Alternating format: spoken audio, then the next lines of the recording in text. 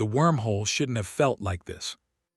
Goku had performed instant transmission thousands of times, locking onto Kai's signatures across universes, dimensions, and even through time itself. But this time, as he focused on King Kai's energy to return from a training session in Otherworld, something else interfered. A massive, swirling vortex of energy unlike anything he'd encountered. Not Kai, not divine power, something ancient and technological, pulsing with a rhythm that called to his technique like a beacon screaming across the cosmos. His consciousness stretched between dimensions, and for one terrible moment, Goku felt his atoms scatter across impossible distances. Then came the pull, irresistible, overwhelming, and reality snapped back into focus with brutal clarity. He materialized 3 feet above rocky ground and dropped hard, boots crunching against rust-colored sand. The impact should have been nothing. Instead, his knees buckled slightly. The air tasted wrong, thinner, drier, with a metallic tang that made his nose wrinkle. Above him, twin suns blazed in a pale purple sky, their light somehow weaker than Earth's single sun despite their number. Contact, 15 meters north side of the DHD.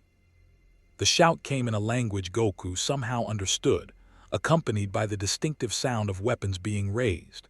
He spun toward the voice, hands instinctively rising in a non-threatening gesture. 4 figures in mottled green and tan uniforms crouched behind stone ruins, weapons, some kind of compact black rifles, trained directly on him. Behind them stood a massive ring structure, easily 30 feet tall, with strange symbols carved around its circumference. The inner ring still glowed with residual blue energy, wisps of light fatting like morning mist. "Identify yourself," barked the lead figure, a tall man with short-cropped gray hair and hard eyes. His weapon never wavered, and Goku recognized the stance of a seasoned warrior, even if the fighting style was unfamiliar. Hi," Goku waved, trying for friendliness despite the tension crackling through the air. "I'm Goku, Son Goku. Sorry for dropping in like this. My instant transmission went kind of haywire and—" "O'Neill, we've got incoming." A woman with short blonde hair and glasses glanced at a handheld device, her face paling. "Staff weapon signatures, lots of them. The Jaffa are doubling back." The gray-haired man, O'Neill, cursed under his breath. "Carter, dial us home. Daniel Teal covering positions. And you," he jabbed his weapon toward Goku. "You're coming with us or you're staying here to explain yourself to some very unfriendly locals. Choose fast." Before Goku could respond, the air filled with a harsh, metallic shriek. Over the ridge behind them, figures appeared, dozens of them, wearing ornate armor that gleamed gold and silver in the double sunlight. They carried long staff-like weapons that crackled with orange energy, and their faces— Goku's eyes widened.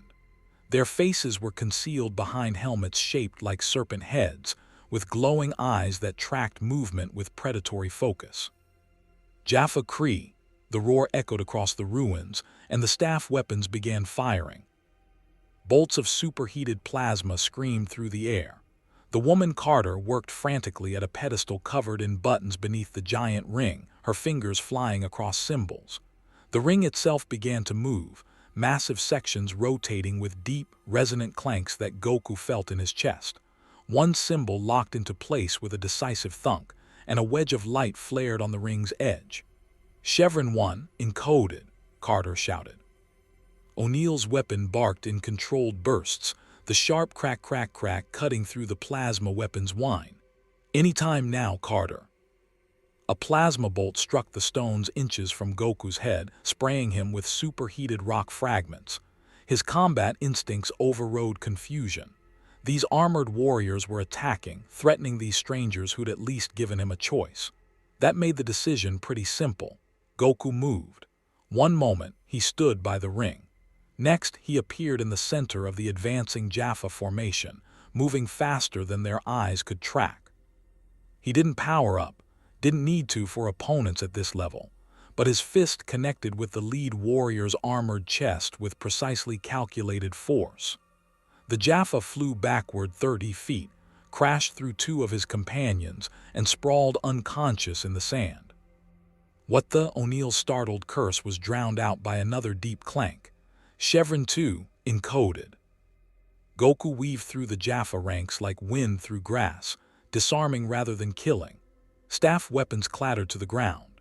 Helmeted warriors staggered back, armor dented, shocked by an enemy who moved like lightning and struck like thunder but didn't take lives.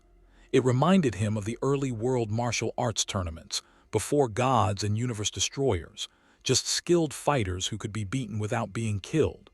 A staff weapon was discharged point-blank at his chest. The plasma bolt struck his gi and dissipated against his chi-reinforced skin, leaving nothing but a scorch mark on the orange fabric. The Jaffa, wielding it, stumbled backward, voice cracking with something that sounded like fear. Chevron 5, encoded. Teal'c, you seeing this? O'Neill's voice carried a mix of awe and concern. Indeed, the response came from the largest of the four, a dark-skinned man with a golden symbol emblazoned on his forehead. His voice was deep, measured, and his eyes tracked Goku's movements with recognition that went beyond surprise. He fights with honor. He could slay them easily, yet shows restraint. Goku grinned despite the chaos, catching a staff weapon mid-swing and using its momentum to flip its wielder into 3 more Jaffa. I don't like killing if I don't have to.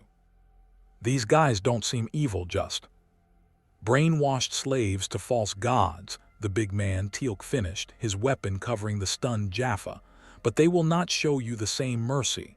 Chevron 7, locked. The massive ring erupted with energy. A horizontal vortex exploded outward like a tidal wave of liquid light, then snapped back into a shimmering vertical pool of blue-white energy that rippled like water but hummed with power that made Goku's teeth ache. The event Horizon, that's what his mind supplied, though he didn't know why, cast dancing shadows across the ruins. Go, go, go! O'Neill grabbed Goku's shoulder, or tried to.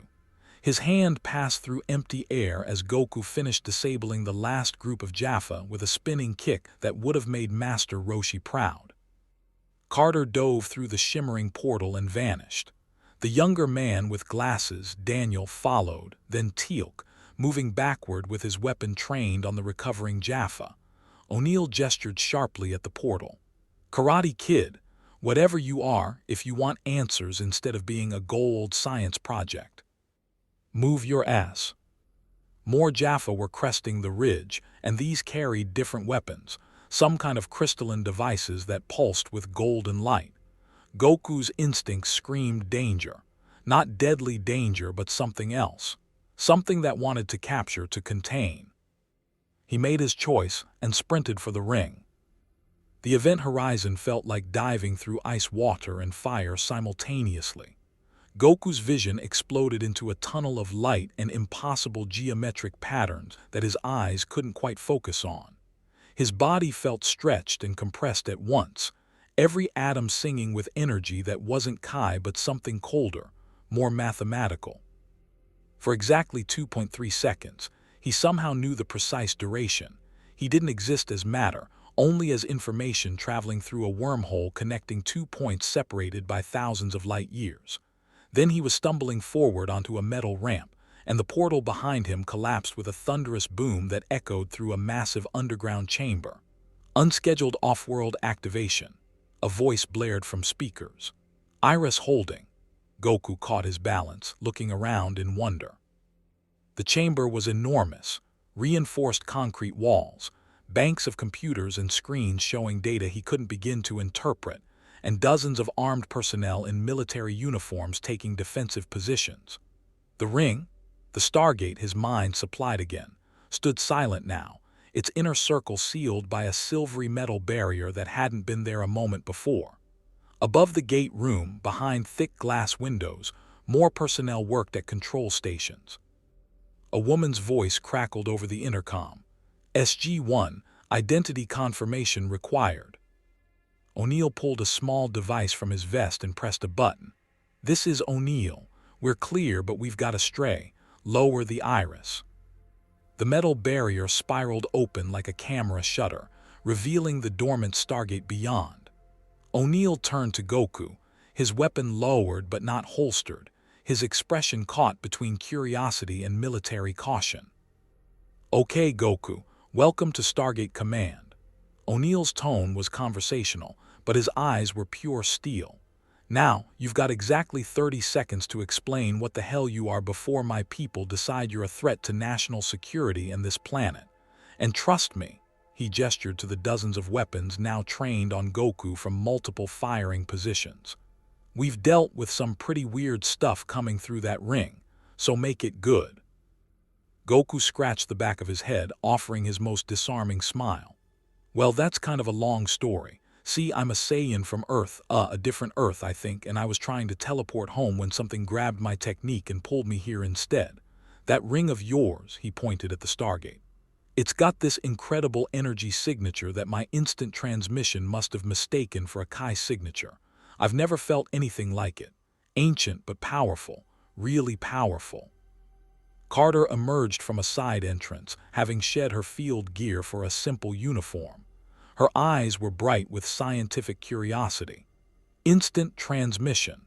Are you suggesting you have the ability to teleport across interstellar distances using some kind of biological quantum entanglement?" Sure," Goku shrugged. "I just focus on someone's energy and move there. Usually works great, today not so much." "Major Carter, analysis." A new voice called from the observation deck above. An older man in an Air Force uniform descended the stairs, graying hair, stern features, but eyes that held more wisdom than hardness. "Sir, his energy readings are off the charts," Carter reported, glancing at a tablet computer. "When he engaged the Jaffa, our equipment registered power fluctuations comparable to a staff weapon discharge, but contained entirely within his body. No external power source, no technology we could detect. It's like he's a living reactor." The general studied Goku with the assessing gaze of a man who'd seen the impossible become routine. "I'm General Hammond, commander of this facility. You helped my people escape a hostile situation, which buys you the benefit of the doubt. But we've learned the hard way that powerful beings from other worlds often have agendas that don't align with Earth's interests." "I just want to get home," Goku said honestly. "My friends and family are probably worried, but I'll help however I can while I'm here. That's what my grandpa and Master Roshi taught me, help people who need it." Teal'c stepped forward, his golden forehead symbol catching the harsh fluorescent light. "General Hammond, I sensed no deception from this warrior. His restraint in combat speaks to honor. The Jaffa he struck will live, though they served false gods. Few possess both the power to kill easily and the wisdom to choose otherwise." "Plus," Daniel added, cleaning his glasses nervously, "if he wanted to hurt us, he had plenty of chances on P3X888. Instead, he saved our lives. That has to count for something." O'Neill holstered his sidearm with a theatrical sigh. "I can't believe I'm saying this, but the alien kung fu master gets my vote too. Though for the record, Carter, I want a full workup on how someone can just appear out of thin air. That's not in the mission briefing handbook." Hammond nodded slowly. "Very well. Son Goku, you'll be our guest until we can determine the nature of your arrival and whether we can assist your return home. Major Carter, work with him to understand this instant transmission ability. Colonel O'Neill, debrief in 1 hour. Teal'c Daniel," he paused, his expression softening slightly. "Good work out there. Dismissed." As the team dispersed, Goku felt the weight of dozens of eyes still watching him. Through the observation windows, he caught glimpses of people pointing, talking urgently into phones, typing frantically at computers. His arrival had clearly caused a stir in this place, this Stargate command. But beneath the underground facility, deeper than conscious thought, Goku felt something else. A pulse, a rhythm. The Stargate itself, dormant but not dead, its energy signature still resonating with the same frequency that had pulled him across dimensional boundaries. And beyond that, spreading outward through the gate room's very walls, he sensed a network, vast, ancient, connecting this place to thousands of others across distances his mind couldn't fully comprehend. He traveled between universes before, fought gods and demons, trained in dimensions where time moved differently. But this was something new. A galaxy connected by ancient technology, where military tactics met alien civilizations, where Earth itself was just one small world in a network of thousands. And somewhere in that network, if he understood Carter's brief explanation correctly, there might be a way home. If you want to see more characters enter different universes, hit that subscribe button and drop the name of a character and the universe you want to see them in down in the comments below. Indeed. O'Neill reappeared at his elbow, offering a canteen of water. So, Goku, you mentioned fighting gods. Please tell me that was a figure of speech, because we've had some really bad experiences with people claiming to be gods. Goku accepted the water gratefully, the liquid helping to wash away the strange metallic taste the Stargate had left. Oh no, I meant it literally. Gods of destruction, Kais, even the Omni King himself. But they're not like these false gods Teal'c mentioned. They're different. O'Neill stared at him for a long moment, then turned to Carter, who'd returned with an armful of scanning equipment. Carter, add theological implications to your analysis. This is going to be a very long debriefing. As medical personnel approached with scanners and sample collection kits, Goku settled into the strange new reality he'd stumbled into. The Stargate loomed behind him, silent and waiting, and somewhere beyond it lay a galaxy full of wonders and dangers he'd never imagined. He just hoped they had good food while he figured out how to get home. The medical bay smelled like antiseptic and uncertainty. Goku sat patiently on an examination table while Dr. Janet Fraser, a petite woman with kind eyes and the no-nonsense demeanor of someone who'd seen too much strangeness to be easily surprised, studied readouts that made her frown deepen with each passing minute. Your cellular structure is unprecedented, she murmured, adjusting her scanner for the fourth time. Human DNA as a baseline, but with modifications I've never encountered.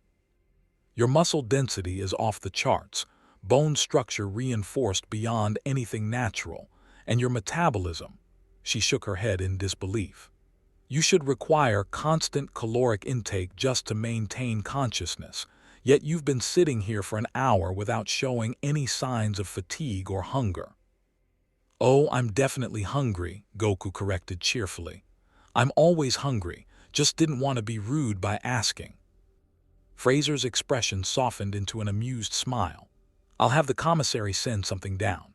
Fair warning, our food probably isn't what you're used to. Food is food. Goku's enthusiasm was genuine. Though I could really go for some of Kai's cooking right about now. She makes this amazing. The door burst open with enough force to dent the wall. O'Neill entered first, weapon drawn, followed by a full security team. But it was the man behind them who made Goku's instincts suddenly scream a warning. He looked human, expensive suit, graying hair, pleasant smile, but something was wrong. The way he moved was too smooth, too calculated, and his eyes, for just a fraction of a second, they flashed with a golden light that definitely wasn't normal.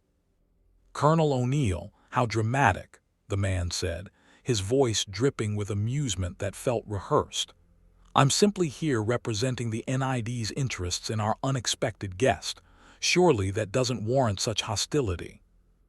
The NID doesn't have interests here, Simmons. O'Neill's weapon never wavered, and you're about 3 seconds from being escorted off base by armed Marines. Want to make it too? Major Carter appeared in the doorway, slightly out of breath. Sir, he bypassed 3 security checkpoints. I don't know how. Because I have authorization. Simmons produced credentials that looked official, though Goku noticed O'Neill's jaw tighten with barely suppressed anger. The Pentagon is very interested in beings with extraordinary abilities, especially ones who can teleport and demonstrate combat effectiveness against gold forces. Son Goku represents a potential asset that shouldn't be monopolized by Stargate Command. He represents a guest. General Hammond's voice cut through the tension like a blade. The general descended the stairs from the observation level, his presence immediately shifting the room's dynamic. Not an asset, not a resource. A person who assisted my team and deserves our protection, not exploitation. Your authorization means nothing here, Simmons. This is my command." Simmons' pleasant mask slipped for just a moment, revealing something cold and calculating beneath. "General, I urge you to reconsider. The technology, or biology, that allows instantaneous teleportation could revolutionize military operations. Earth needs every advantage we can get against the Goa'uld threat." Goku raised his hand like a student asking permission to speak. Excuse me, I'm right here, and I'm not anybody's weapon or experiment. I just want to help my new friends and find a way home." "Of course," Simmons turned that calculated smile toward Goku. "And the NID could facilitate that. We have resources that Stargate Command lacks." "We're done here." Hammond's tone left no room for argument. "Security, escort Mr. Simmons to the surface. If he returns without my explicit invitation, arrest him for trespassing on a military installation." As security personnel moved to comply, Simmons locked eyes with Goku. "We'll speak again, Mr. Goku. I promise you that." The golden flash in his eyes lasted longer this time, deliberate, Goku realized. A message or a threat delivered with absolute confidence before security led him away. The door sealed and the tension in the medical bay dropped several notches. O'Neill holstered his weapon with an irritated grunt. "I hate that guy, and I really hate whatever body snatcher took over his body even more." "Body snatcher," Goku's head tilted. "You mean he's not human?" "Goa'uld," Teal'c supplied, having entered silently during the confrontation. "A parasitic species that takes human hosts. The creature inside Simmons belongs to a group called the Trust, humans who willingly accepted Goa'uld symbiotes in exchange for power. They are as dangerous as any System Lord, perhaps more so because they understand Earth's defenses from within." Carter pulled up a holographic display that showed a serpent-like creature. "The Goa'uld are what the Jaffa serve, what we've been fighting since the Stargate program began. They're parasites that wrap around the host's brainstem, taking complete control while accessing the host's memories and personality. To the galaxy, they present themselves as gods, Ra, Apophis, Baal, and dozens of others from Earth's mythology." "False gods," Goku said, understanding dawning. "That's why Teal'c called them that. They're just parasites pretending to be divine." "Indeed." Teal'c's voice carried centuries of bitterness. "For millennia, my people believed the lies. I served as first prime to Apophis, led his armies, and conquered worlds in his name. Until I met SG-1 and learned the truth, that the Goa'uld are not gods, but the greatest enemy my people have ever known." Dr. Fraser's scanner beeped urgently. "General, we have a problem. Goku's energy signature is being tracked. I'm detecting probe signals. Someone's trying to lock onto his biosignature through our sensor network." Hammond's expression hardened. "Source?" "Off-world. Multiple sources, actually." Carter worked frantically at a computer terminal. "Sir, it looks like every Goa'uld sensor array within 20 light-years just lit up. They're all trying to triangulate his position." "Because of the fight on P3X888, Daniel supplied, adjusting his glasses nervously. "Goku, when you fought those Jaffa, how much power did you use?" "Barely any," Goku admitted. "They weren't very strong, so I didn't need to transform or anything. Just basic martial arts." "Basic martial arts that registered on staff weapon power scales," Carter said grimly. "To the Goa'uld, you appeared as a massive energy spike, biological, concentrated, controllable. From their perspective, you're either the greatest weapon they've ever encountered or the greatest threat." O'Neill pinched the bridge of his nose. "So let me get this straight. Our new friend here accidentally advertised himself to every snakehead in the galaxy just by defending himself. Fantastic. Anyone want to guess how long before they start showing up demanding we hand him over?"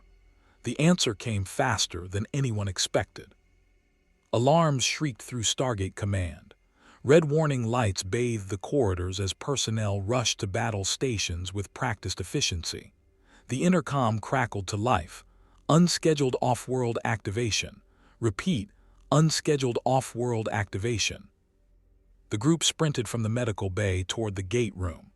Goku easily kept pace, his senses already reaching out to assess the threat.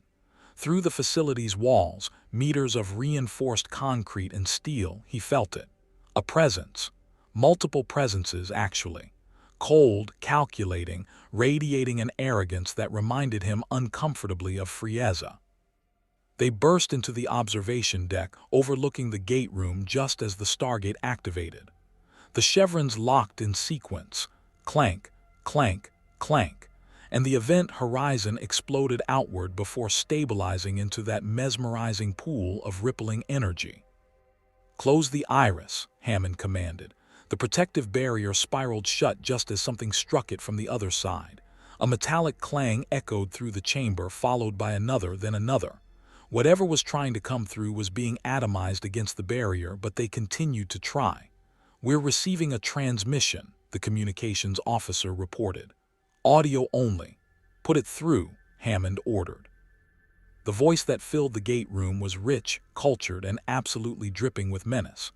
"Greetings, Tori. I am Baal, System Lord and Master of this sector.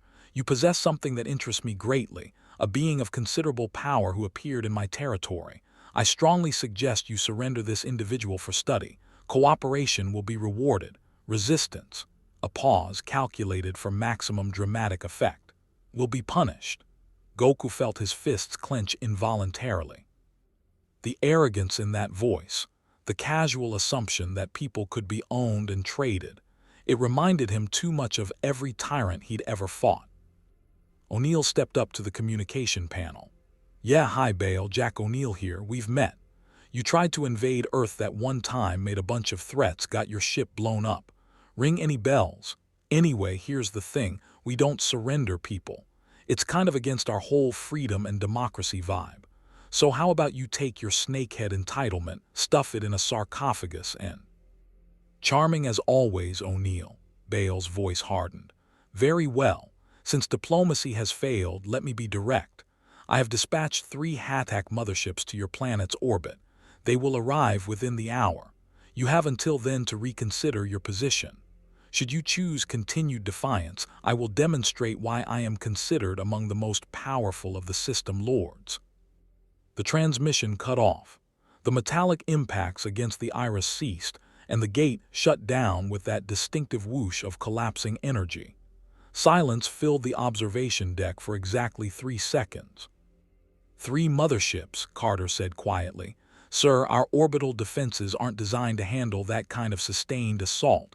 We'd need the Prometheus, but she's still 3 weeks from completion." "What about the Asgard?" Daniel suggested. "Thor helped us before."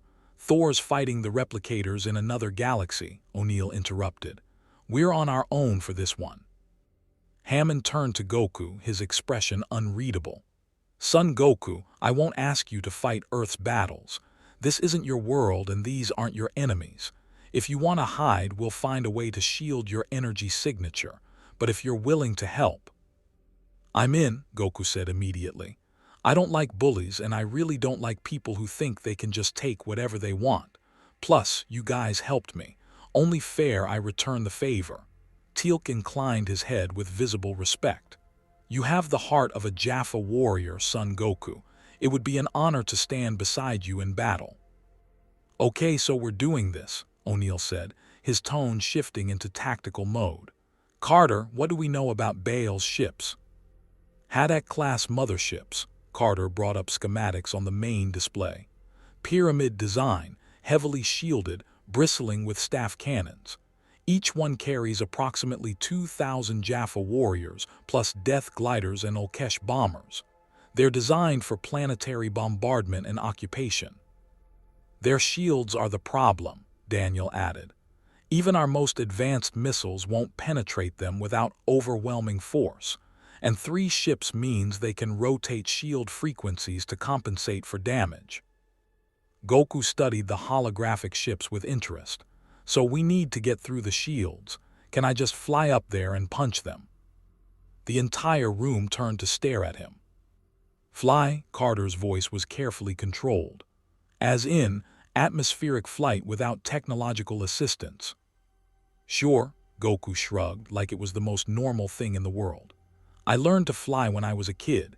It's just Kai manipulation, concentrate your energy and propel yourself. Pretty basic stuff. I can survive in space too, though I prefer not to. It's uncomfortable. O'Neill looked at Hammond. Sir, I'd like to revise my earlier assessment. Our new friend isn't just powerful. He's potentially the most valuable asset Earth has acquired since the Stargate itself. He's not an asset, Colonel, Hammond reminded him gently. He's an ally, there's a difference. An ally who can fly and punch spaceships, O'Neill amended. Even better. Goku appreciated the distinction, even if he didn't fully understand the implications. I can definitely get to those ships, but I don't know anything about their technology. Just hitting them really hard might not be enough. Then we combine our strengths, Teal'c said. Son Goku provides the power and mobility. We provide tactical knowledge and precision targeting. Together, we may accomplish what neither could alone. Carter's eyes lit up with the same enthusiasm she'd shown when examining ancient technology. Goku, if you can get close enough to a Haddock's shield generator, usually located on the pyramid's apex, and deliver a concentrated energy attack, you might be able to overload their systems. The shields are designed to disperse staff weapon fire and missile impacts, but they've never encountered someone who can channel that much power through a single point. Like a Kamehameha wave, Goku suggested. A what now? My signature technique. It concentrates Kai energy into a focused beam. My master Roshi can destroy mountains with it. I've gotten pretty good at it since then. The understatement hung in the air. Daniel cleared his throat. Define pretty good. Goku considered. Well, the last time I used my full power Kamehameha, I was fighting someone who could destroy planets. We were in space at the time because we didn't want to accidentally blow up the Earth. Does that answer your question?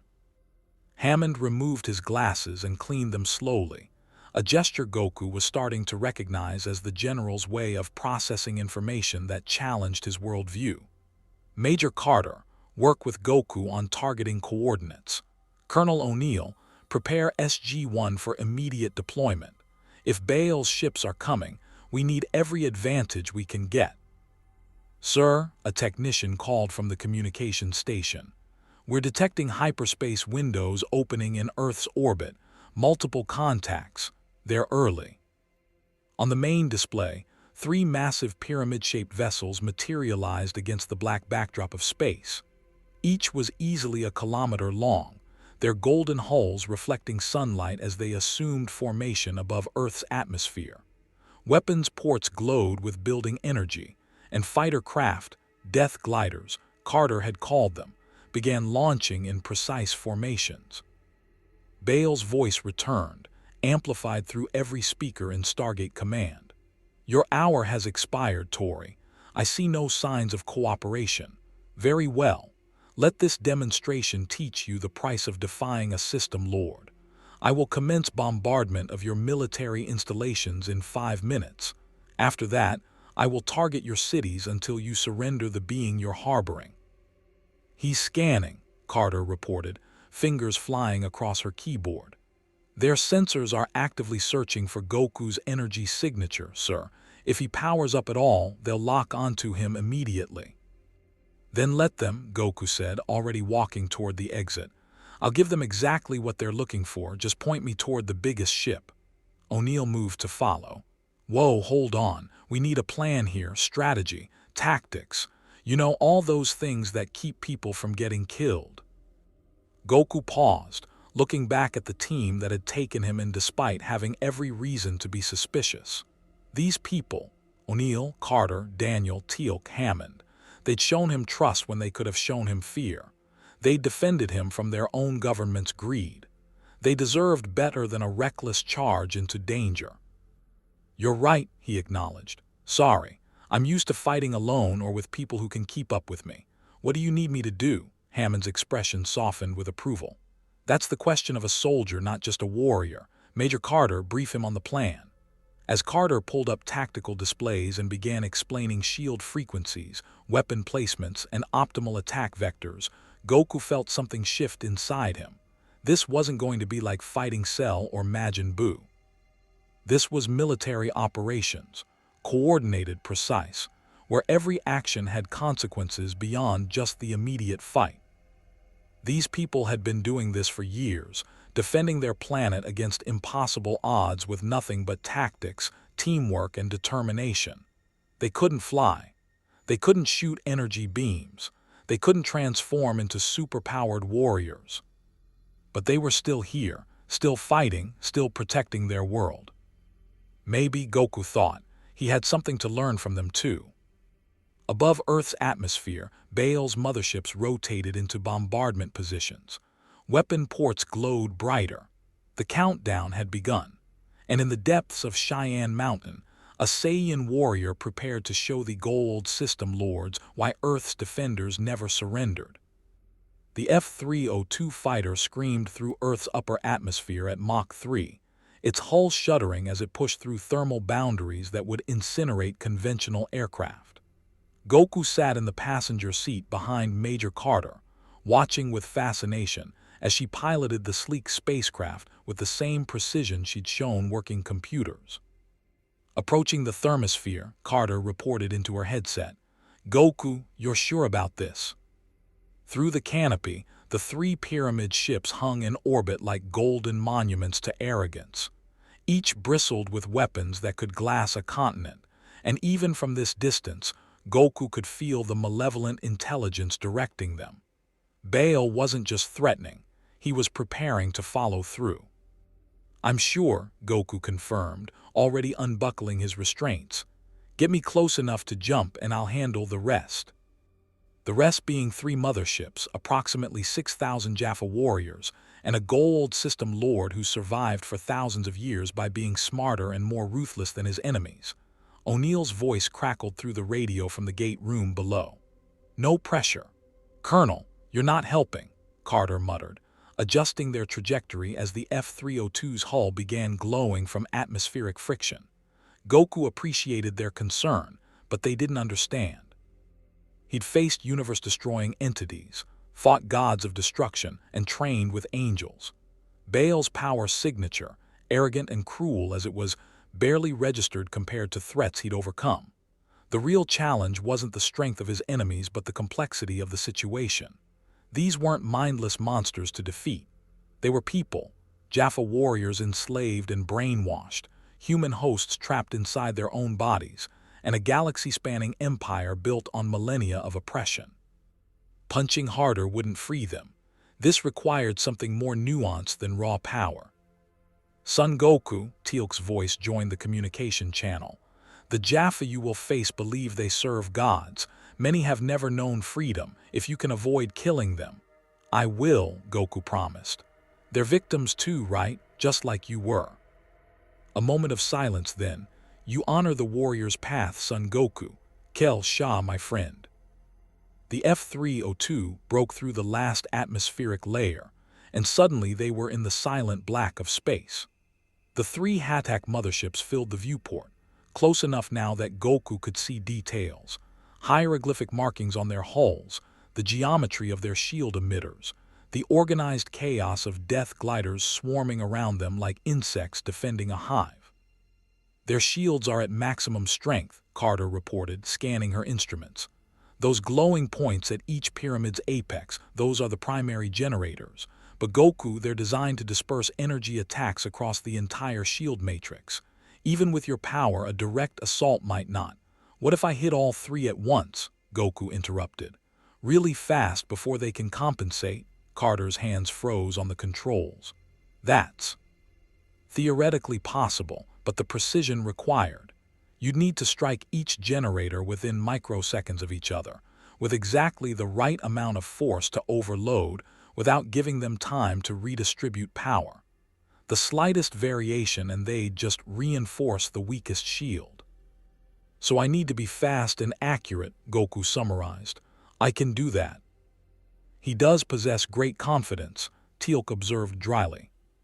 "He also just suggested simultaneously attacking 3 capital ships separated by hundreds of kilometers," Daniel added. "I'm not sure if that's confidence or insanity." Goku grinned. "Back home, My friend Vegeta says those are the same thing. The lead Haddak's weapons ports suddenly blazed with golden light. Staff cannons rotated toward the tiny F-302 with predatory focus. They've locked onto us. Carter yanked the control stick hard, and the fighter spiraled into evasive maneuvers. Bolts of superheated plasma screamed past the canopy, close enough that Goku felt their heat through the reinforced glass. Now would be a good time for that plan, Goku. Goku placed 2 fingers against his forehead, searching. He'd been practicing since Carter's briefing, trying to understand how instant transmission interacted with this universe's technology. The Stargate's energy had pulled him here, a massive, ancient network that created stable wormholes through subspace. His technique did something similar, but using Kai instead of ancient machinery. What if he could combine them? There he felt it. Not Kai's signatures like he was used to, but energy concentrations. The shield generators burned bright in his mind's eye, 3 distinct points of power screaming their locations across the void. And beyond them, smaller signatures, thousands of them. The Jaffa warriors, each carrying a symbiote whose biological energy registered faintly against the background radiation of space. And one signature that burned brighter than all the others combined. Cold, calculating, ancient, Baal himself. "Carter, when I leave, get back to the gate room," Goku said. "And tell O'Neill. Tell him I'll try not to break his planet's orbit." What is that even? Goku didn't hear the rest. He popped the canopy manually, Carter's startled shout cut off by the explosive decompression, and launched himself into space. The void hit him like a physical force. No air meant no sound, no way to regulate temperature except through Kai control. His lungs burned, his eyes watered, and every instinct screamed that he was dying.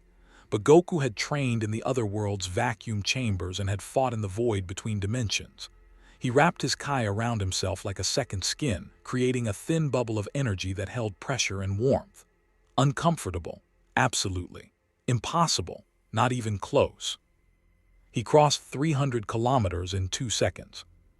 The instant transmission wasn't necessary, not for distances this short. Goku simply flew, his Kai-enhanced speed turning space into a blur.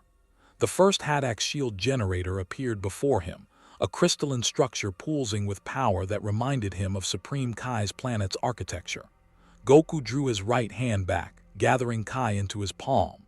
Not a Kamehameha, too much power, too widespread. He needed surgical precision. The energy compressed into a sphere the size of a basketball, bright blue and crackling with contained force. He released it point-blank against the shield generator. The explosion was silent in a vacuum, but visible across half the planet. The shield flickered, energy patterns disrupting as the generator tried to compensate for the overload.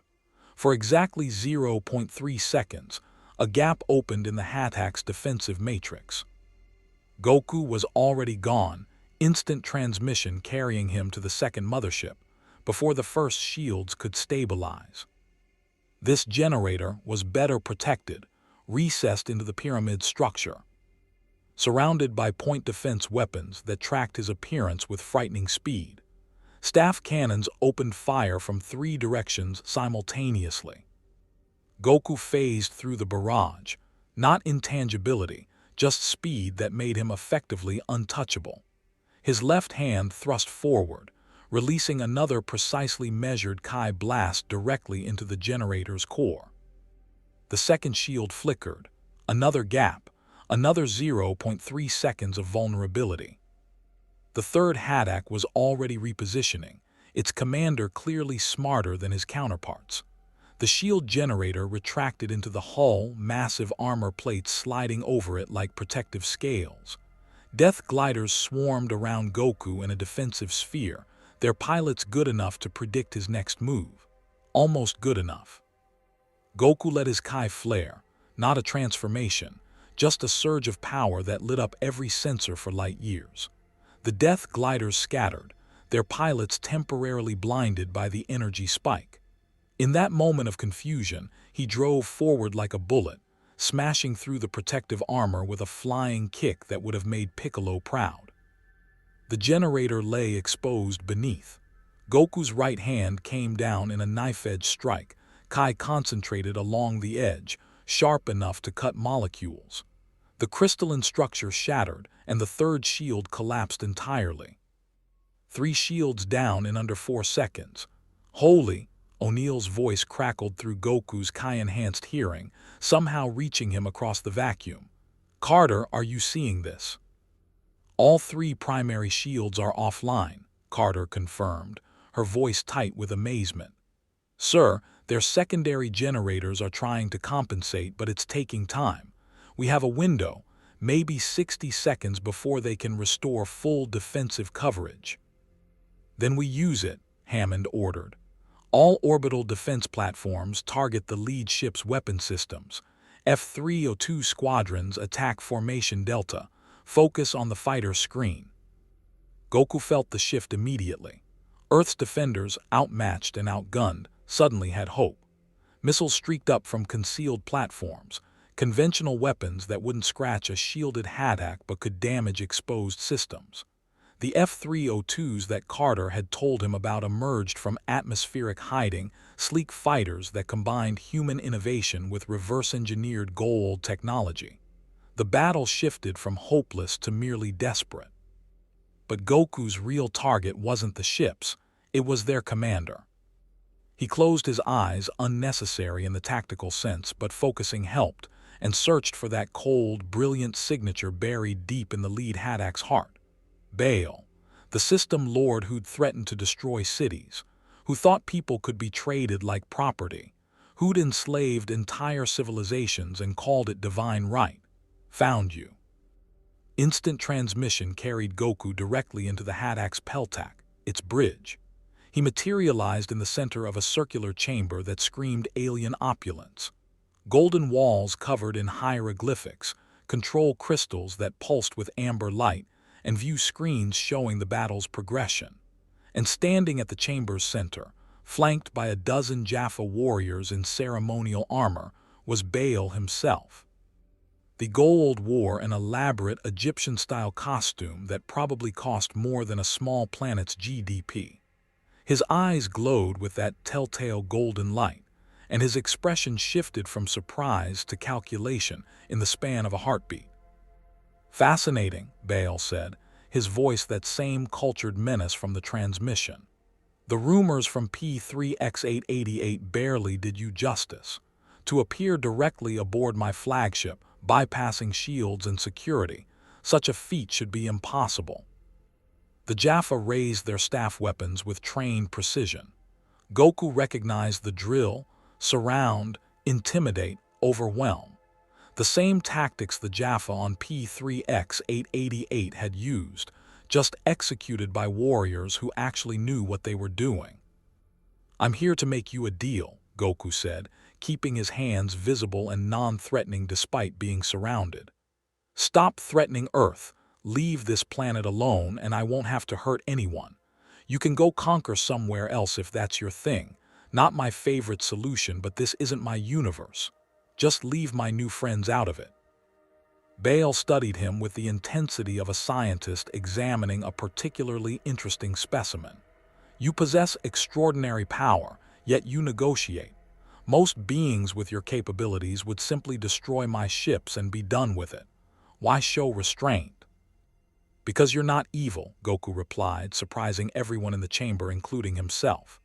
I mean, you are evil. The whole enslaving people and threatening planets thing is pretty bad, but you're not mindless. You can think, you can choose. That means you can choose to walk away. Choose. Baal's laugh was genuine, almost delighted. How wonderfully naive. Tell me, mysterious being, you know how many System Lords have chosen to show mercy over the past 10,000 years? None. Because mercy is weakness, and weakness means death in the galaxy we've created. The moment I show restraint, my rivals will sense opportunity. Within a week, I'd be dead or worse. Sounds like a terrible way to live, Goku observed. It's the only way to survive. Baal's expression hardened. Which brings us to the present dilemma. You've destroyed my shields, impressive. You've invaded my flagship, more impressive still. But you've also revealed a critical weakness. You hesitate to kill. That makes you predictable. Baal's hand rose and Goku felt it, a wave of force that came from nowhere and everywhere simultaneously. Not physical force, something else. Something that grabbed his mind and squeezed. The Kara Kesh, the gold hand device that Teal'c had warned him about. Pain exploded through Goku's skull, a sensation completely different from physical damage. It felt like someone was rifling through his thoughts, trying to dominate his will through sheer mental force. He'd experienced mind control before, Babitti's magic, for instance, but this was more invasive, more personal. His Kai flared instinctively and the mental assault shattered like glass against diamond. Baal's eyes widened fractionally, the first genuine surprise Goku had seen from him. Impossible. The Kara Kesh has subjugated billions. Your mental fortitude is. Trained by the best, Goku finished, rubbing his temples where the pressure had been worst. Listen, I didn't come here to fight you, but if you keep pushing, I'll show you exactly what I'm capable of. And trust me, you won't like it. For a long moment, System Lord and Saiyan stared at each other. Baal's tactical mind worked visibly behind his eyes, weighing options, calculating odds. Then he smiled, a genuine expression that somehow made him more dangerous, not less. You're wasted on the Tory, Baal said conversationally. They'll never fully appreciate what you represent, but I would. Serve me willingly, not as a slave, but as a partner, and I'll give you access to knowledge spanning millennia, ancient technology, worlds to explore, challenges worthy of your abilities. All I ask is your loyalty and your power. Not interested, Goku replied immediately. I've met people like you before. They always start with offers and end with threats. Besides, I like Earth's people. They're good fighters and they don't give up even when they should. That's worth protecting. Baal's smile widened. I was hoping you'd say that. You see, while we've been talking, I've been analyzing your energy signature. Fascinating, it operates on principles similar to Naquata but entirely biological, which means... He pressed a crystal on his command throne. Throughout the ship, systems activated that Goku hadn't sensed before, hidden, dormant until needed. The chamber's walls suddenly glowed with intricate patterns that reminded him uncomfortably of the magical seals Kaioshin had once shown him. It means I can trap it. The energy field slammed into place before Goku could react. Not a physical barrier, something worse. It felt like being wrapped in chains made of cold mathematics, equations that calculated and nullified.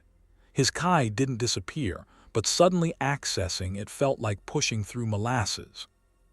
Ancient technology, Baal explained, clearly enjoying the revelation.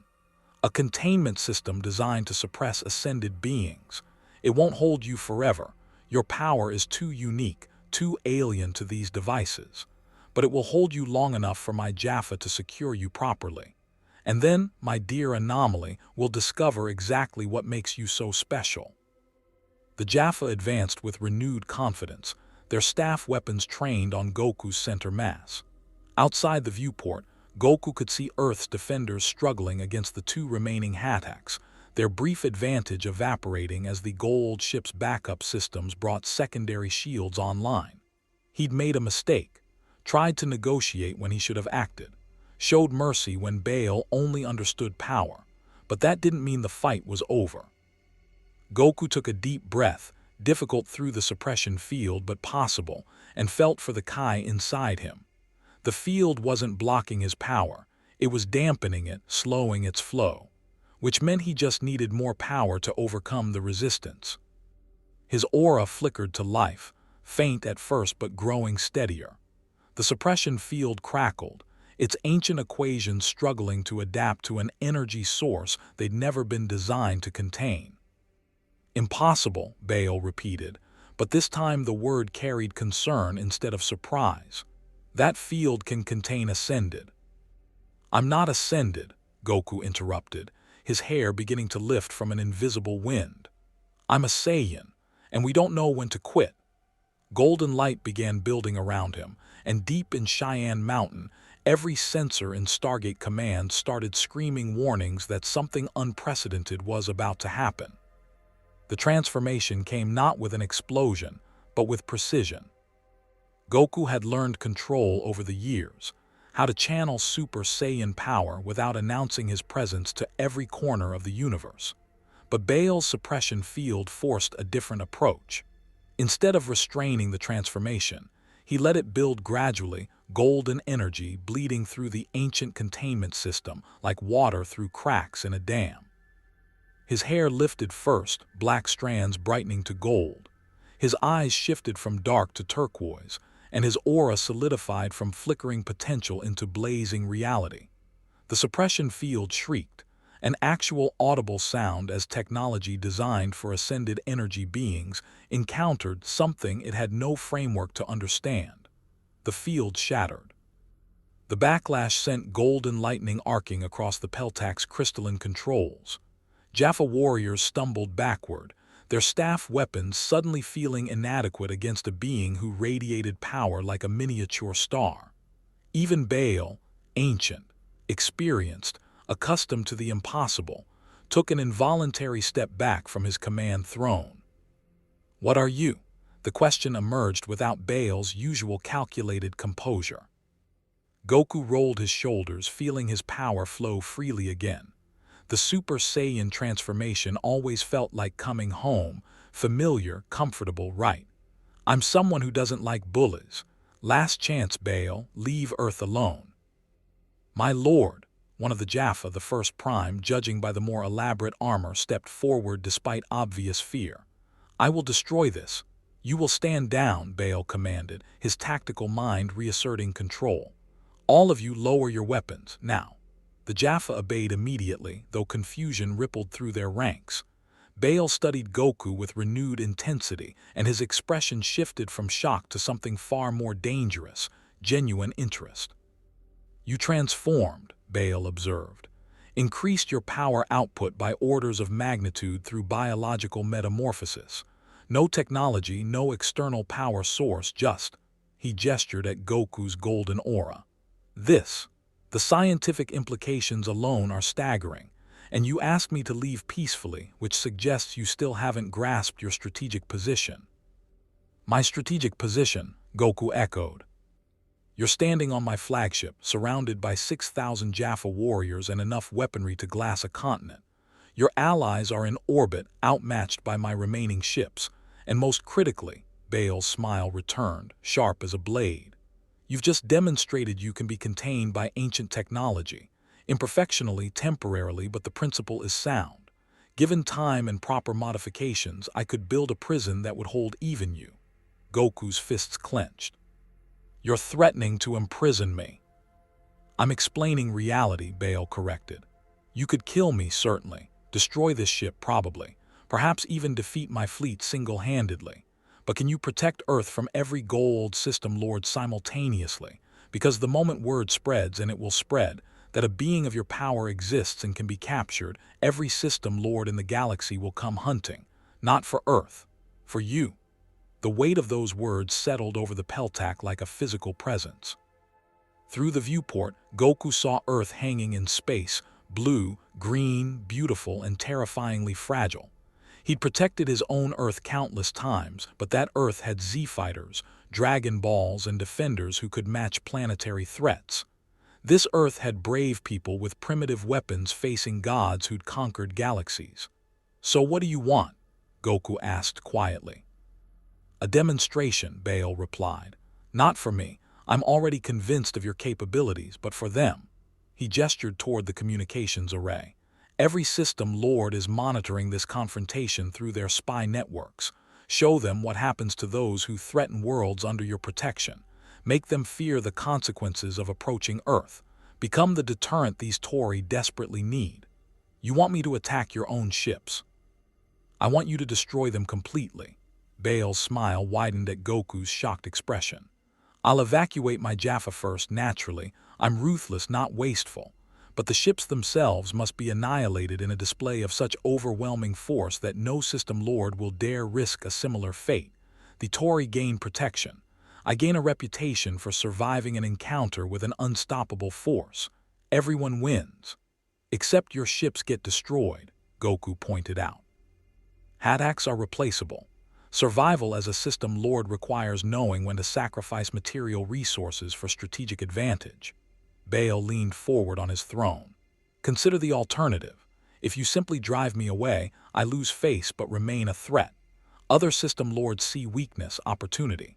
Within months, Earth faces invasion from multiple directions. But if you demonstrate power so absolute that even system lords fear it, you buy these people years of breathing room. Possibly decades. Goku wanted to reject the logic, to find the trap hidden in Baal's words. But the system lord wasn't wrong. He'd seen this pattern before, Frieza's empire crumbling only to spawn dozens of smaller tyrants, each one testing boundaries until stopped by force. Protection wasn't just about winning fights, it was about preventing fights from starting. And the Jaffa, Goku asked. All 6,000 of them, you'll really evacuate them safely. My Jaffa are valuable resources, trained over lifetimes of service. Throwing them away would be monumentally stupid. Baal's expression softened fractionally. Despite what your Tory friends believe, system lords don't maintain power through casual cruelty. We maintain it through calculated displays of strength and surprising moments of pragmatism. This is both. Before Goku could respond, O'Neill's voice crackled through the communications system. Apparently, Carter had managed to hack into Baal's ship's network. Goku, if you can hear me, we're detecting energy buildups in the other two Haddocks. They're preparing to fire on your position. Whatever you're doing in there, do it faster. Baal touched a control crystal and the communications channel opened fully. Colonel O'Neill, how persistent. Tell your Prometheus crew to stand down. I'm initiating full evacuation of my forces. All Jaffa will be transported to the surface via ring transporters within 5 minutes. After that, he glanced at Goku. Your new champion may do as he wishes with my vessels. Did you just surrender? O'Neill's disbelief was audible. I'm executing strategic repositioning, Baal corrected. There's a difference. Goku, I assume you'll honor the evacuation period. Goku studied the system lord carefully. Every instinct told him this was manipulation, that Baal was playing angles Goku couldn't see. But refusing meant fighting through 6,000 Jaffa, warriors who were victims as much as enemies, to reach the other ships. Accepting meant giving Baal exactly what he wanted. Sometimes there were no perfect choices. 5 minutes, Goku agreed. But I'm watching. If I sense any of your people trying to attack Earth's defenders during the evacuation, you'll do something terrifying and permanent. Yes, I understand. Baal rose from his throne with fluid grace. First Prime Korak, initiate full evacuation. All personnel to designated surface coordinates. Authorization Baal 77 Theta. The Peltak erupted into organized chaos. Jaffa moved with military precision, evacuating through corridors toward ring transporter platforms. Baal himself made no move to leave, instead watching Goku with that unnerving analytical intensity. You're not evacuating, Goku observed. I'll transport at the last possible moment. A system lord who flees before his warriors loses their respect. Baal tilted his head. Tell me, Goku, in your universe, do beings of power rule through strength or serve through duty? The question caught Goku off guard. Both. I mean, there are gods and kings, but the strongest people I know protect others because it's right, not because they want to rule. How refreshingly naive. But Baal's tone wasn't mocking, it was almost wistful. Here, power and rulership are inseparable. The strong dominate, the weak serve, and mercy is suicide. You'll learn that eventually. Either you'll adapt to this galaxy's realities or it will break you. Maybe, Goku admitted. Or maybe I'll change the galaxy instead. Baal laughed, genuine, surprised, and for a moment almost warm. I hope you try. It would be extraordinary to watch. And Goku, when word of this spreads, when system lords start hunting you in earnest, remember, I was the one who chose strategy over pride.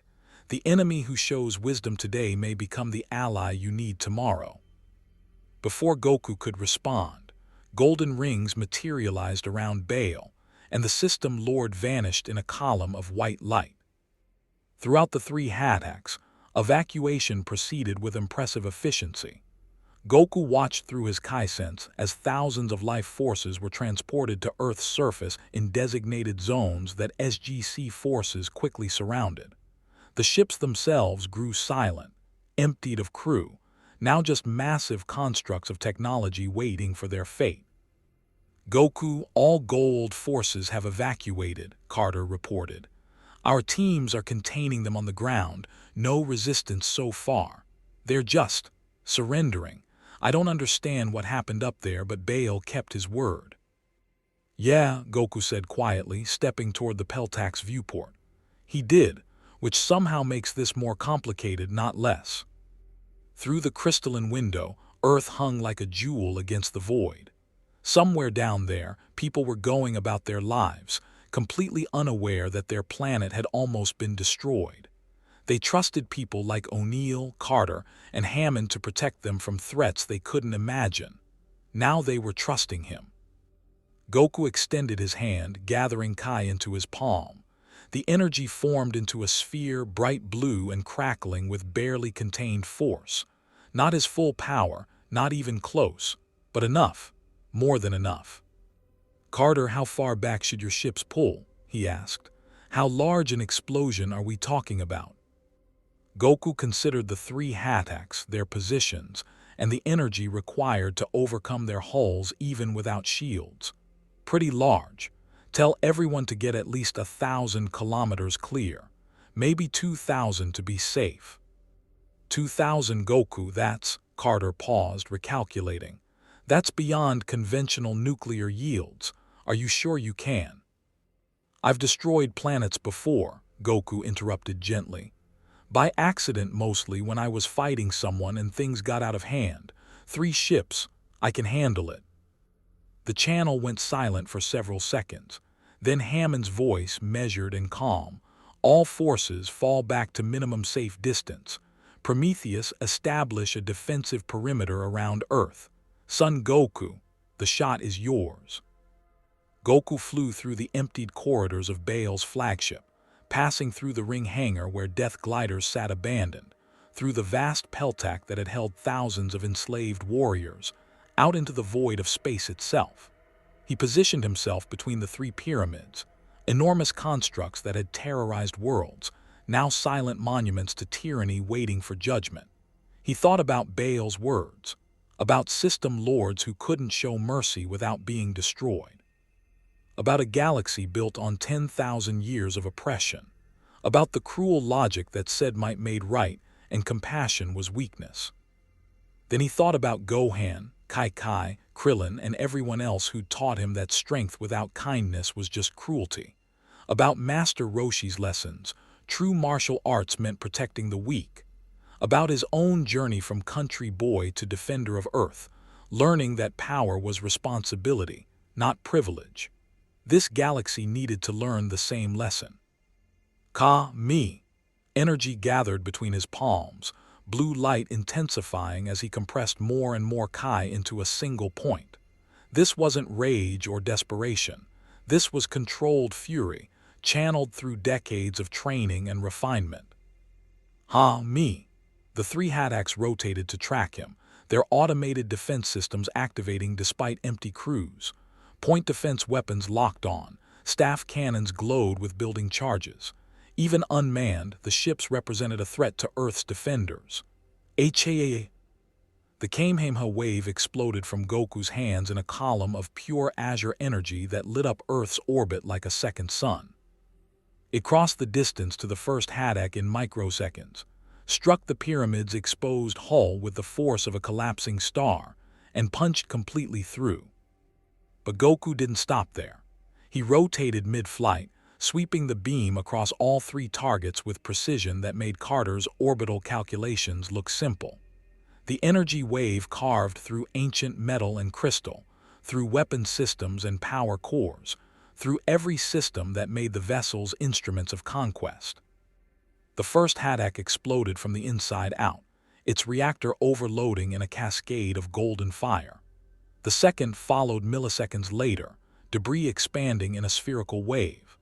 The third tried to activate emergency thrusters, but Goku's beam caught it midway through the maneuver, severing it into 3 distinct sections that tumbled separately into Earth's gravity well, burning up in the atmosphere like meteors.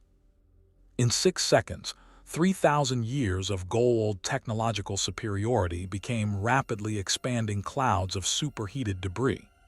Goku let the Kamehameha wave dissipate, his hands still smoking from the energy discharge. The transformation faded, gold reverting to black, turquoise to brown, as he powered down to conserve strength. Around him, space was littered with the remains of Baal's fleet, none of the pieces larger than a car.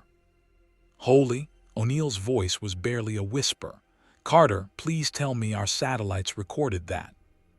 Every second, sir, I don't even know how to classify this.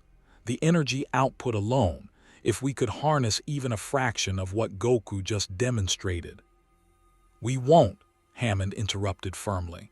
Son Goku is not a weapon system to be reverse-engineered. He's an ally who defended Earth when he had every reason to walk away. Remember that distinction.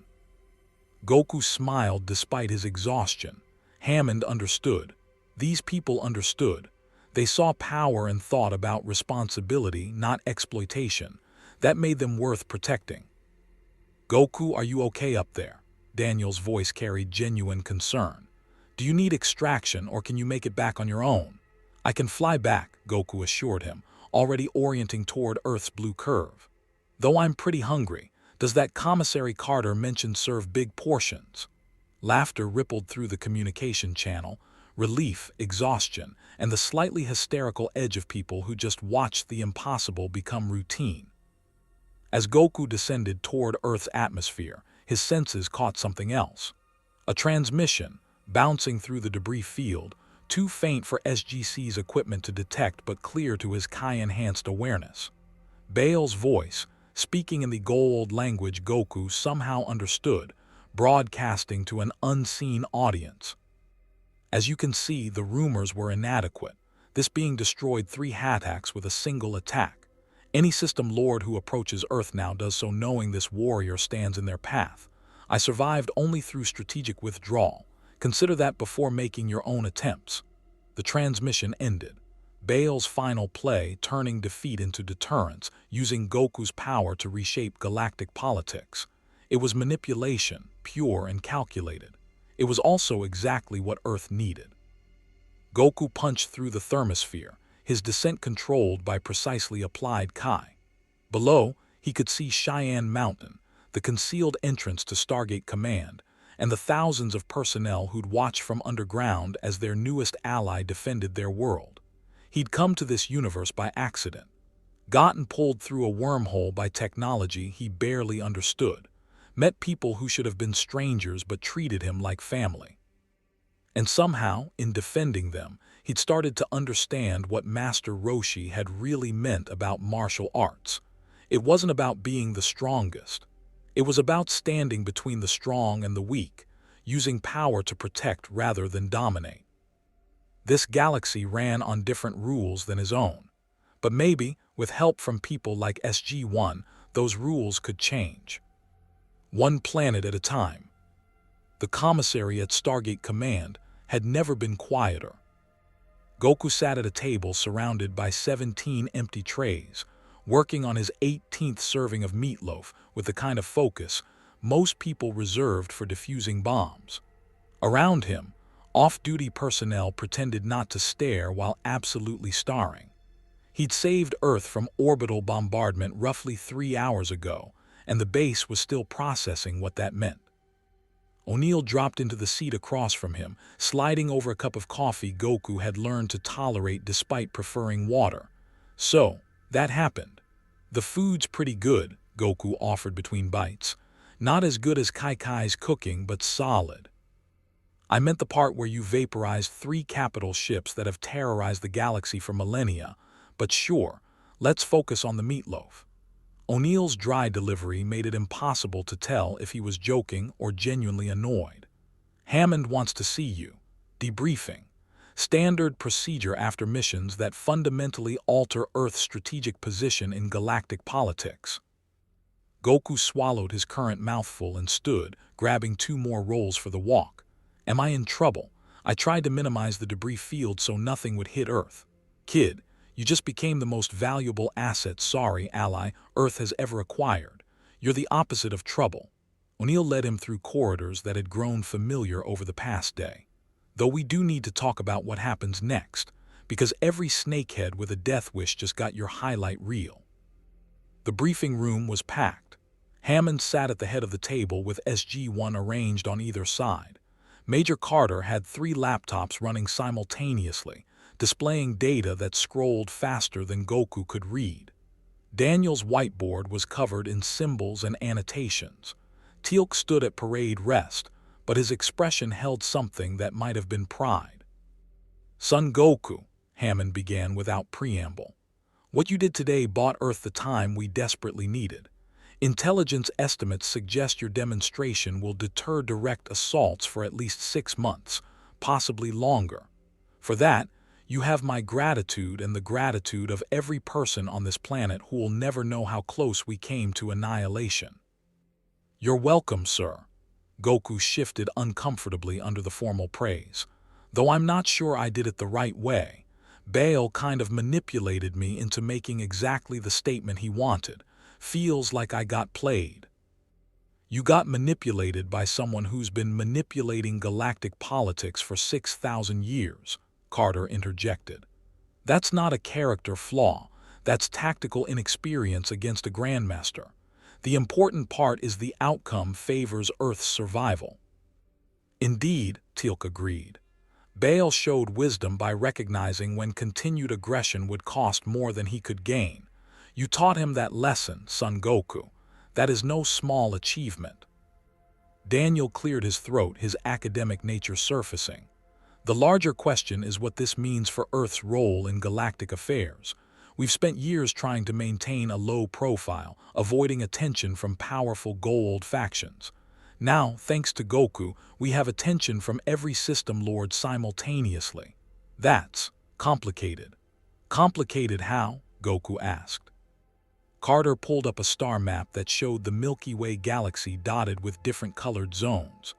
These are territories controlled by various System Lords. Red is hostile to Earth.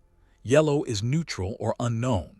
Green represents our limited allies, mostly the Takra and Free Jaffa. Before today, we operated in the gaps between powers, using the Stargate network for surgical strikes and intelligence gathering while avoiding confrontation with major forces. And now, Goku had a sinking feeling he knew the answer. Now every faction knows Earth has access to power that can destroy Haddocks in seconds. That makes us either a threat to be eliminated or an ally to be courted. Either way, we lose our anonymity. Hammond's expression was grim but accepting. The question becomes how we manage that attention without escalating to full-scale war. O'Neill leaned back in his chair, balancing on 2 legs in a way that probably violated military protocol. Which brings us to you, Goku. You're not Earth military. You don't answer to our command structure. And unless Carter figures out this instant transmission thing, he glanced at the Major, who shook her head. You're stuck here until we find a way home for you. So what do you want to do? The question hung in the air. Goku had spent the past hours thinking about exactly that. He missed his family, his friends, his Earth. Training with Wise, sparring with Vegeta, the simple joy of flying over familiar landscapes. But leaving this Earth defenseless after painting a target on it felt wrong. I want to help, Goku said finally. I don't know how long I'll be here or if I can ever get home. But while I'm stuck in this universe, I can't just sit around eating your food, he paused. Well, I'll probably do that too. But I also want to do something useful, protect people, fight bad guys, the things I'm good at. We were hoping you'd say that. Hammond pulled out a folder that looked official and intimidating. We'd like to offer you a position with Stargate Command. Not as military personnel. Your unique situation makes traditional enlistment impossible. Instead, as a special consultant with SG-1. You'd accompany them on missions, provide combat support, and help us navigate situations where conventional tactics aren't sufficient. Like a temporary team member, Goku's face brightened. That sounds great. Do I get one of those cool jackets? You get a GDO, mission briefings, and access to the commissary whenever you want. O'Neill's deadpan delivery suggested this was either the best or worst assignment of his career. Fair warning, our missions aren't usually fly to orbit and punch spaceships. Most of what we do involves diplomacy, archaeology, and trying not to start interstellar incidents. Think you can handle boring? I can try, Goku promised, though his track record with patience was admittedly mixed. Carter pulled up a new display showing technical readouts. Before you commit, there's something you should know. I've been analyzing the energy readings from when you arrived. The Stargate's wormhole shouldn't have been able to grab your instant transmission. They operate on completely different principles, but somehow the two techniques interfaced, which means I might be able to use the Stargate network with my instant transmission, Goku finished, understanding dawning. Instead of locking onto people's Kai, I could lock onto gate addresses. Theoretically, Carter's excitement was barely contained. If we're right, you could potentially teleport to any planet in the gate network without needing to dial. Instant access to thousands of worlds. But we'd need to test it carefully. One mistake and you could end up scattered across subspace. Or I could master it and become the fastest delivery system the Stargate program has ever had. Goku grinned. When do we start testing? After you've had proper rest and we've established safety protocols, Hammond said firmly. You may be powerful, Son Goku, but even you need recovery time. Major Carter will work with you on understanding gate mechanics. Colonel O'Neill will brief you on standard operating procedures for off-world missions. Dr. Jackson will provide cultural context for the civilizations we encounter, and Teal'c, he glanced at the Jaffa warrior, will help you understand the political landscape of the galaxy you found yourself defending. Teal'c inclined his head. It would be an honor to train alongside a warrior of such caliber. Perhaps you would also share your techniques. The Jaffa could benefit from knowledge of combat methods beyond staff weapons and hand-to-hand training. Sure, Goku's enthusiasm was infectious. Though I should warn you, my training methods are kind of intense. My old master Roshi used to make me and Krillin deliver milk while dodging dinosaurs, and that was the easy stuff.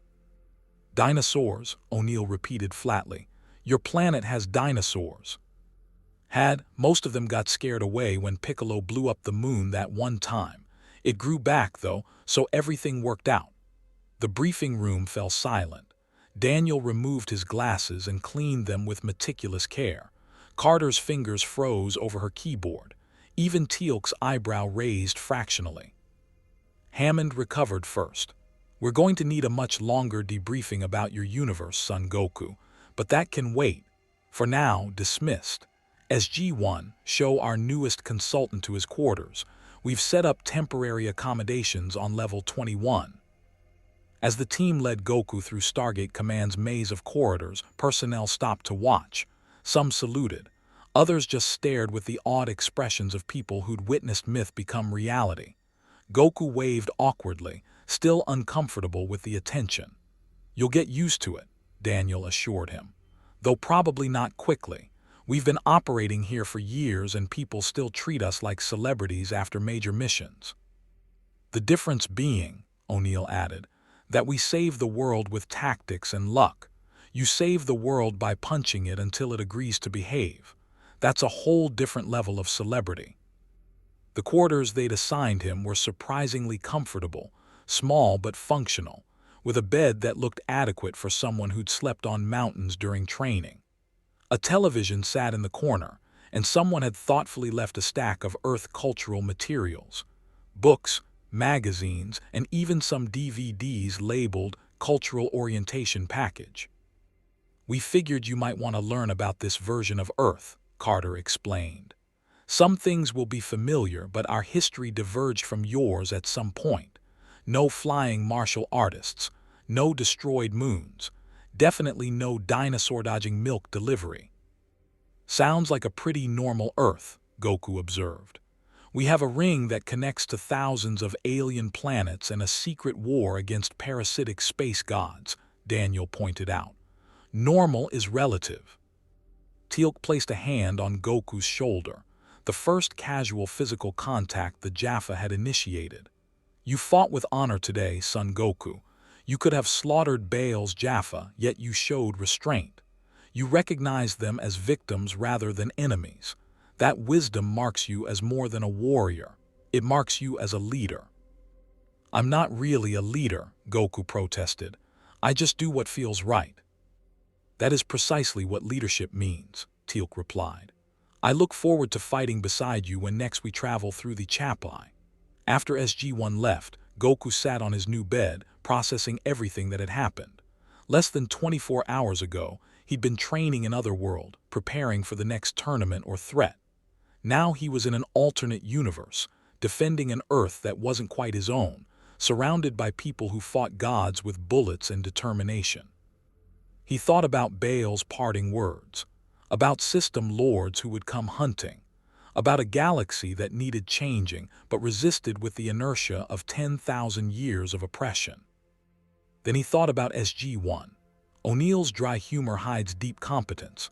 Carter's brilliant mind saw science where others saw magic. Daniel's compassion sought understanding before conflict. Teal'c's warrior spirit seeks redemption for past service to false gods. They reminded him of his own friends. Different powers, different backgrounds, but the same core. People who stood up when others would run, who protected the weak, who chose right over easy. Maybe being stuck in this universe wasn't so bad after all. A knock interrupted his thoughts. O'Neill stood in the doorway holding 2 beers. Thought you might want company. The first day in a new universe is always weird. Trust me, we've been to enough alternate realities to know. Goku accepted the beer despite not really drinking. Can I ask you something? Shoot. Why do you do this? Fight a war you can barely survive. Face enemies that outgun you by centuries of technology. You could close the Stargate, hide, pretend the universe doesn't exist. O'Neill took a long drink before answering.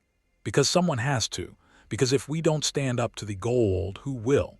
The galaxy's full of enslaved civilizations waiting for someone to prove the false gods can be beaten. We're not strong enough to win every fight, but we're stubborn enough to keep fighting anyway. That's what makes you heroes, Goku said quietly. Nah, heroes are what people call you after you survive doing something incredibly stupid for the right reasons. O'Neill raised his beer in a mock toast. Welcome to Stargate Command, Goku. Where the missions are impossible, the enemies are god-complex snake parasites, and the cafeteria food is surprisingly decent. You're gonna fit right in. As O'Neill left, Goku turned to the window, reinforced underground, showing only concrete and steel. But in his mind's eye, he could see the Stargate, could feel its connection to thousands of worlds, millions of lives, infinite possibilities for adventure and danger and heroism. Somewhere out there, system lords were plotting. The Takra were scheming. The Free Jaffa were building their nation. And the ancients, those mysterious ascended beings, were watching with inscrutable interest. Goku smiled, feeling the familiar anticipation of challenges ahead. Different universe, same principle. Protect the innocent, fight the strong, never give up.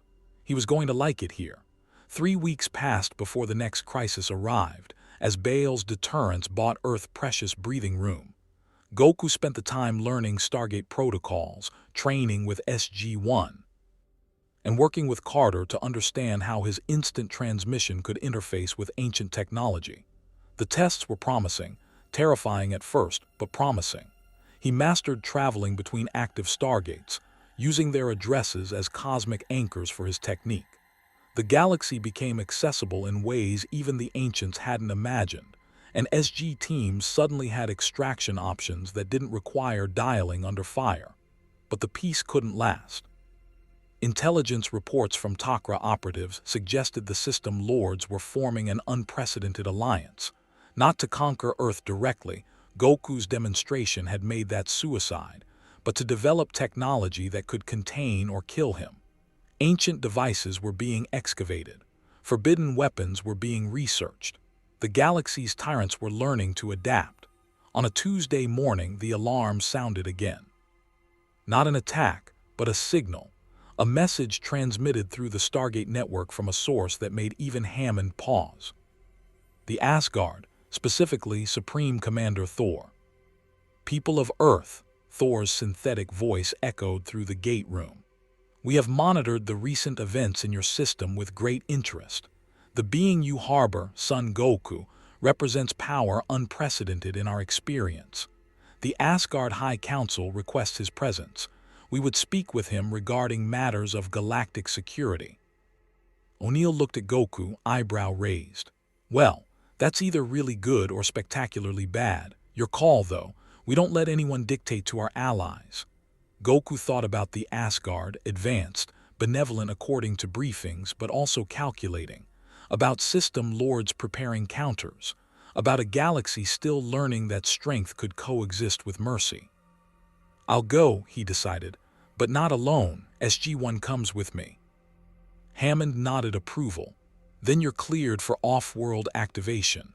And Goku, whatever the Asgard want, remember, you're not a weapon to be aimed or a threat to be contained.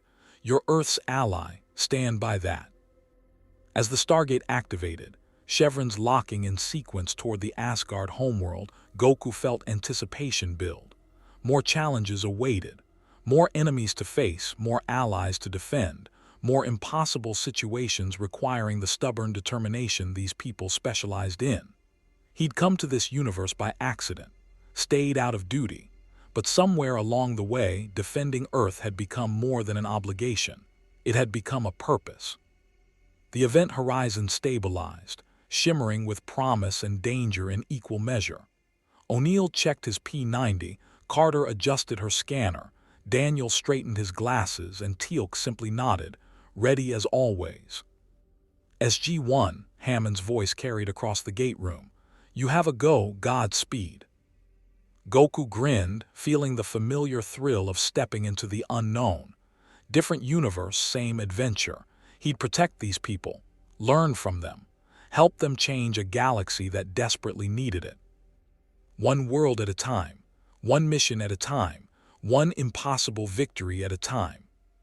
The team walked forward together, through the Stargate and into whatever awaited beyond. The Saiyans' journey through the stars had only just begun.